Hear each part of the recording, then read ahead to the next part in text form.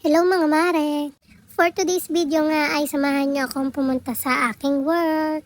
Magagayak na nga ako dyan mga mare para sa aking pagpasok, pero mag-aayos muna tayo ng ating pagbumukha para presentable naman tayo sa mga customer.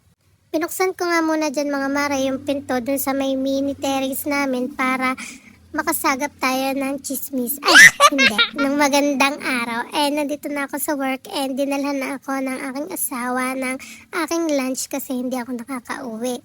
And ang kanyang pinaulam sa akin ay ang isda, pero hindi ko alam kung anong isda yan. And may dumating akong parcel at dumating na yung sales lady ko na caution kasi paubos na yung caution ko.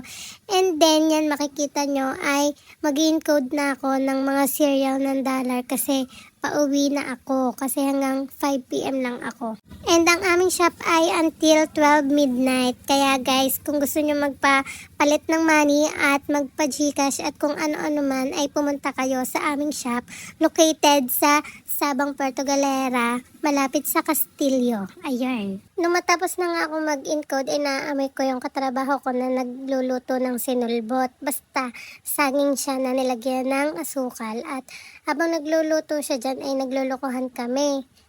At basta, may niluluko ako dyan sa kanya habang nagluluto siya. At yun na, nang alas 5 na ay nag-out na ako at naglakad na akong umuwi sa amin. Ito yung kagandahan kasi walking distance lang ako sa work. Hindi ako masyadong nalilate, pero nalilate. O siya, hanggang dito na lang mga mare. Thank you for watching. Bye! Comment ka lang kung may iba ka pang suggestion.